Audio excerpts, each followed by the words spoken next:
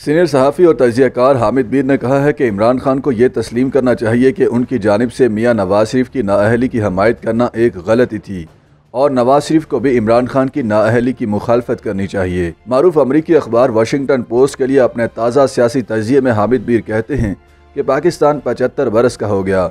ये सालगिरह 22 से मुसर्रत होनी चाहिए, लेकिन साथ ही हमें अपना मुहासबा भी करना होगा। बहुत से पाकिस्तानी हमारी इस कामयाबी को फ़ख्रिया बयान करते हैं कि हम दुनिया की पहली मुस्लिम एटमी ताकत हैं, लेकिन ये एटमी हथियार पाकिस्तान को कैसे बचाएंगे अगर हमारे इदारे ही बर्बाद हो रहे हैं। फ़ौज यकीनन ताकतवर है, लेकिन हमारी पार्लिमान, अदलिया और मीडिया दिन ब दिन कमज़ोर होते जा रहे हैं। ये हमारे लिए बाइस से शर्म है कि 75 में से 32 साल हम पर 4 फौजी आमिर हुक्मरान रहे। बाकी के 43 बरस में 29 वज़राए आज़म ने हुकूमत की। आज तक किसी वज़ीर आज़म ने 5 बरस पूरे नहीं किए। आज़ादी से अब तक 3 मुख्तलिफ आइन 5 मरतबा तोड़े जा चुके हैं। हामिद मीर कहते हैं कि यह दुरुस्त है कि पाकिस्तान सन 2007 के बाद से फौजी आमरीत से बचा हुआ है, लेकिन जमहूरियत अब भी इंतहाई कमज़ोर है। वो कहते हैं कि ये कोई राज नहीं कि सन 2018 में जर्नैलों ने इलेक्शन में धांधली करके इमरान खान को इक़्तिदार दिया। जब इमरान खान से पाकिस्तान नहीं चल पाया तो फ़ौज गैर जानिबदार हो गई। रवां बरस इमरान खान ने अपनी हुकूमत बचाने के लिए असम्बली तहलील करके एक आइनी बहरान खड़ा कर दिया, लेकिन बिलाखिर उन्हें एक पार्लिमानी तहरीक अदम-ए-एतमाद के ज़रिए इक़्तिदार से अलहदा कर दिया गया। चनाचे उसने अमरीका को अपनी हुकूमत के खात्मे का जिम्मेदार ठहराना शुरू कर दिया। खान साहब ने फ़ौजी क़यादत की गैर जानिबदारी को भी तनकीद का निशाना बनाया और उन्हें भी गद्दार करार दिया। उसने उन्हीं जर्नैलों को ब्लैकमेल करके इक़्तिदार में वापस आने की कोशिश की जिन्होंने माजी में उसको वज़ीर आज़म बनाया था, लेकिन यह हरबा कारगर न हुआ।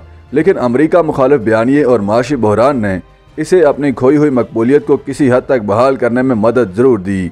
हामिद मीर कहते हैं कि अब इमरान खान के सियासी मुखालिफिन उन्हें तोशाखाना रेफरेंस और ममनुआ फॉरेन फंडिंग केस में नाअहल कराना चाहते हैं।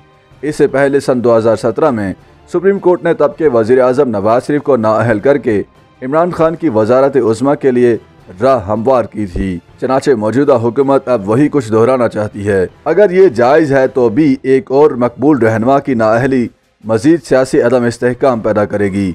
पाकिस्तानी अदलिया की साख कोई मुतासर कुन नहीं। पाकिस्तान कानून की हुक्मरानी के एतबार से दुनिया के 139 में से 130वें नंबर पर है।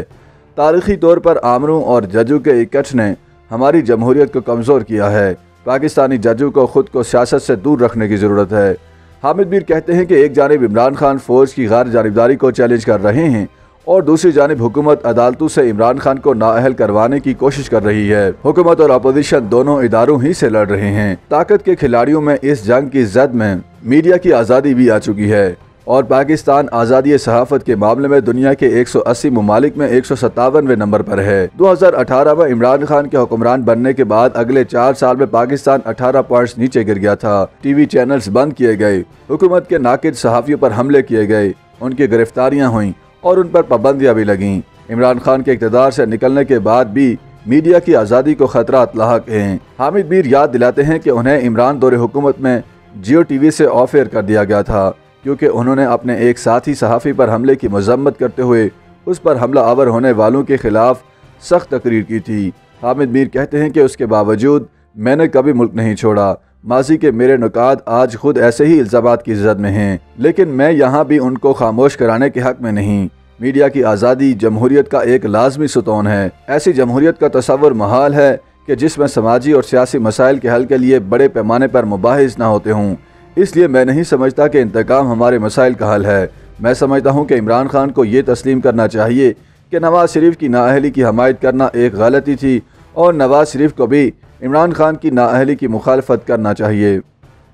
YouTube पर गूगली न्यूज देखने के लिए youtube.com की सर्च बार में गूगली न्यूज टीवी टाइप करें। गूगली न्यूज के पेज पर सुर्ख रंग के सब्सक्रिप्शन वाले बटन पर क्लिक करना ना भूलिए। YouTube पेज पर अपलोड होने वाली वीडियोस से बाखबर रहने के लिए बेल आइकन पर क्लिक कीजिए। आपको हर नई वीडियो के बारे में नोटिफिकेशन मौसूल हो जाएगा।